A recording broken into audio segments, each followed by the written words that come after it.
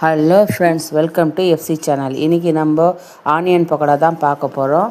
வாங்க பார்க்கலாம். நீளமாக 4 வெங்காயம் எடுத்து நான் கட் பண்ணி ஒரு பவுலில் சேர்த்துக்கிறேன்.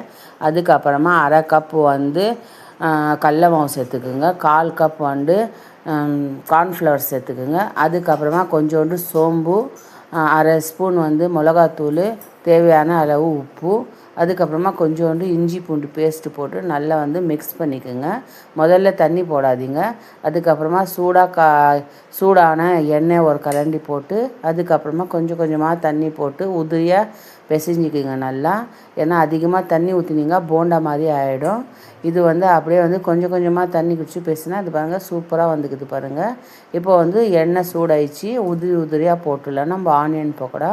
இது வீட்டிலே செஞ்சால் நல்லா ஹெல்த்தியாக நல்ல எண்ணெயில் போட்டு செஞ்சு நல்லா ஹெல்த்தியாக சாப்பிட்லாம். வெளியேருந்து வாங்கினா அது எந்த எண்ணெயில் செய்கிறதுன்னு தெரியாது. இப்போ திருப்பி போட்டு நல்லா ப்ரௌன் கலராக ஆயிடுச்சுன்னா நீங்கள் இது பாருங்கள் சூப்பராக கலரும் நல்லா இருக்குது.